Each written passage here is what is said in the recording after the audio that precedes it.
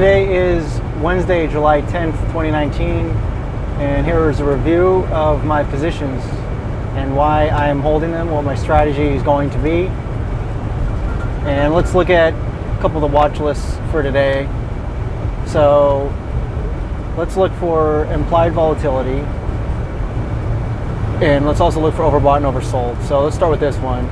This is the overbought oversold RSI with 80% implied volatility versus historical volatility.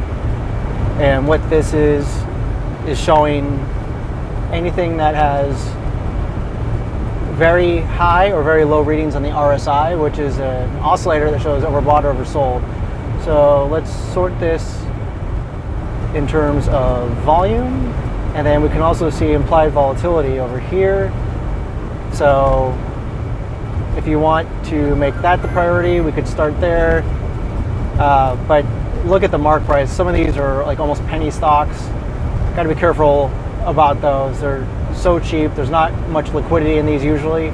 So I prefer anything with a mark price at or above $10. So if we go just to the next one down, that's PCMI. It's got real high implied volatility. It's also got pretty high volume. And what we're going to do is look at the chart first. And what we notice right away is it has just exploded up. And that started June 24th, and it's gone up and up and up. So if we go down here, RSI, very, very overbought. However, the stochastic is showing very short-term oversold, so it still could have some room to go up. So what would make sense on this one, considering that the Tenkan is bullish over the Kijun, however the span is bearish. See the blue line? We want that to be under. And if we need a double check, you can click and hold on the line here and then look at the numbers over here. It's showing that you have a span A of 26, then a span B of much higher. Tenkan is bullish, so that's a short-term bullish sign. It has started trading below the Tenkan. So what we might want to do in this one is do a call credit. Well, let's wait for this to refresh. Now what we might want to do in this one, considering implied volatility is so high, we really need to sell something. Now, do we sell a call or do we sell a put? Well, let's count how many factors are bullish. So Tenkan over Kijun, bullish. It's trading below the Tenkan, bearish, so that's even. The span is bearish, so that's two factors in favor of bearishness. The RSI is overbought, that's bearish. But the short-term stochastic is bullish because it's oversold. Implied volatility is peaking, but that's just because it had such a high run. So implied volatility is going to mean revert, and when that does, that's usually associated with a bullishness activity, not always. But there's a slight bearish bias to this. So I think what we need to do is, you really could do either a call credit spread or a put credit spread, but because there's more bearish sentiment because of the outnumbered factors that are bearish over bullish, we want to make this primarily a bearish play. So we're going to sell the call that's close to at the money, and we're going to buy a call, but we don't want to buy the call just yet. So let's sell the call, and we'll sell it at a 20 delta. Let's sell it about a month out because that span is bearish, so it's a little bit longer term.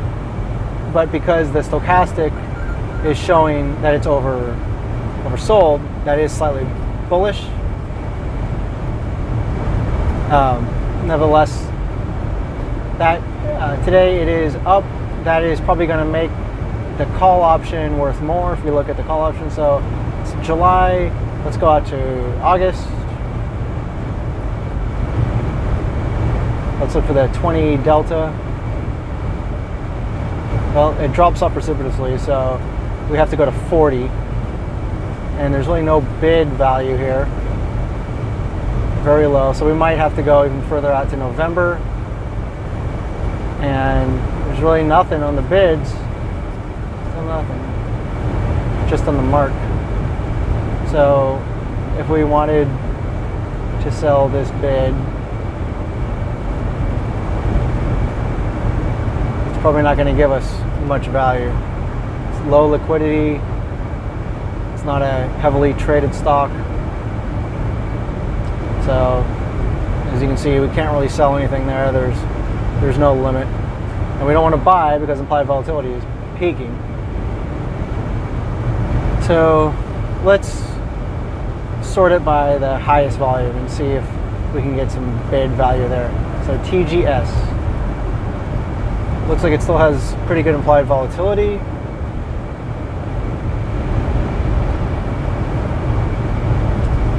Now we're in July. Let's go out to August.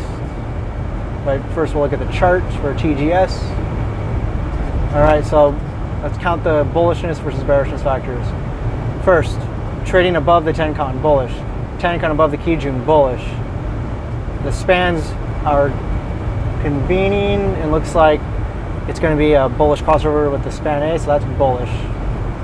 RSI, that is about pretty overbought. Stochastic overbought. Those are bearish signs.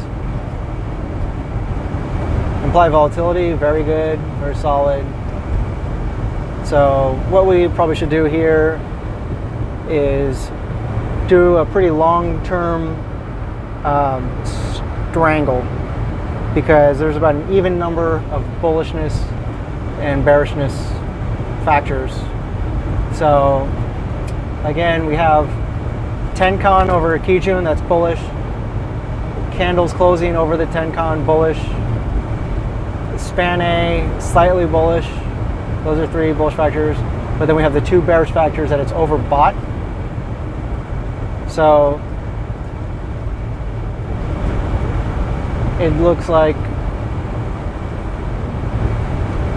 it's had a good run. Let's sell the strangle at the 20 delta for each one. So we'll go to the options. We're going to go out and let's go to October so we have plenty of time, get more value.